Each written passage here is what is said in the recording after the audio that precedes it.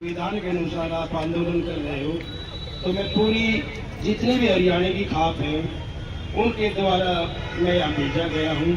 तो पूरी जितनी भी हरियाणा की खाप है उनकी तरफ से आपका समर्थन है जो आपकी मांग है।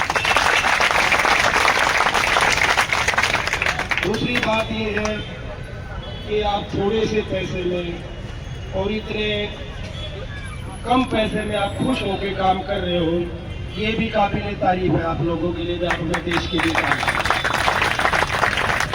और दूसरा, मैं सरकार को ये चेतावनी दे रहा हूँ कि गरीब आदमी की तरफ आप एक गलत जो तरीके बना रखे हैं, कोर्ट कचहरी बना के, कभी कुछ योजनाएं बना के आप लोग ये कर रहे हैं। तो ये अकेले नहीं है, सभी खाप पंचायत जितनी भी 36 बैठी है बहन जी आप लोगों के साथ है। और जहाँ आपकी जरूरत पड़ेगी, आप हमारे भाई बहन हो, वहाँ आपको आदमियों की जरूरत पड़ेगी, हम पूरे इस आंदोलन में आपके साथ रहेंगे। जितना भी लंबा सरकार चलवाना चाहे उसकी मर्जी है, लेकिन हम पीछे नहीं हटेंगे, आपके साथ खड़े। आप अपने आप को अकेला न देंगे।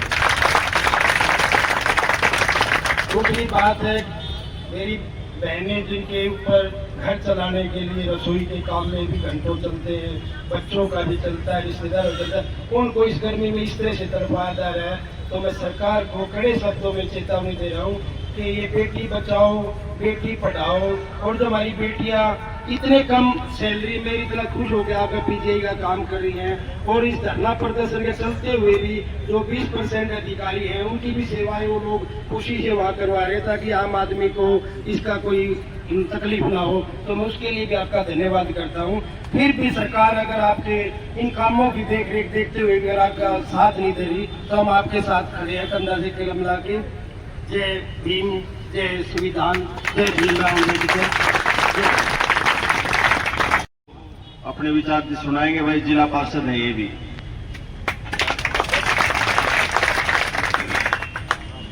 सबसे पहले मैं एक जयकारा दूंगा आप लोगों के हौसले के लिए, और आप सभी ने उसके साथ में हाथ उठा के अपना एक जोश के साथ अपनी हाजिरी उपस्थिति दर्ज करवाई है।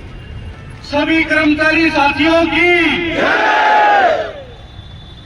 आज यहाँ इस संघर्ष की भूमि के ऊपर पहुंचने का जो हमारे को सौभाग्य मिला, और मेरे संघर्षशाली सभी मेरे नौजवान साथियों, मेरी माताएं, मेरे जो उम्र दराज जो मेरे चाचा ताऊ हैं, आप सभी मेरे गांव गवांड से निकले हुए हैं। सभी किसान मजदूर के परिवारों से आप जुड़े हुए हैं, और एक किसान मजदूर के परिवार का बेटा होने के नाते जब हमारे को पता चला कि 1 महीने से धूप के अंदर आप अपने हकों के लिए संघर्षरत हैं, तो हमने एक ही बात सोच ली थी कि भाई जब तक धरना चलेगा तब तक आपके साथ है जी।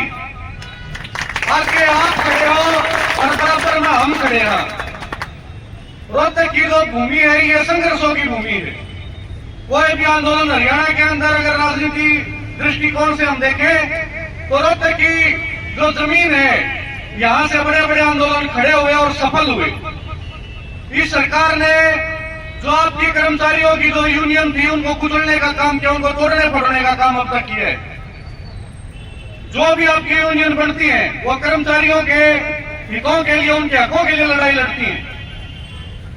हम देखने को अगर पूर्व में हम जाएंगे तो एक बहुत बड़ी यूनियन हमारे पास होती थी, रोडवेज की यूनियन।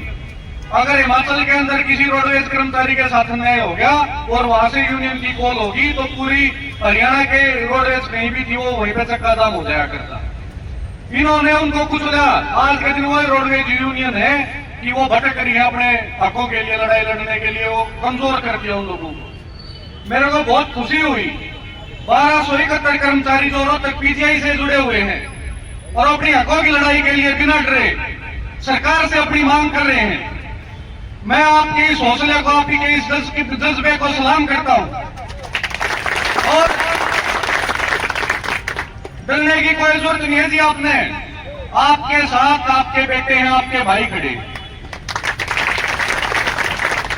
हमने जो जानकारी अब तक मिली भाइयों से, उन्होंने बताया कि मात्र रोहतक पीजीआई के अंदर 1271 कर्मचारी ऐसे हैं जिनको ठेकेदारों के अधीन छोड़ा गया है। सरकार में बैठा कोई मंत्री का कमी कमी समझाता होगा, प्रशासन में बैठे किसी संतरी का कमी समझाता होगा, इसीलिए आपके ऊपर अन्याय करा जा रहा है। एक कहावत है, कचरा कटेगा तो सब में बटेगा। कचरा कटने लग रहे हैं, आपकी मेहनत खाने लग रहे हैं और उसको बांट के खाया जा रहा है, इसलिए आपकी आवाज नहीं सुनी जा रही। आप लोगों ने उनको आईना दिखाने का काम करा है और आज मैं विश्वास के साथ कहता हूं आपकी जीत होगी। समय 1 महीना और भी लग जाए, साल भी लग जाए, उठियो मन आपकी जीत होगी।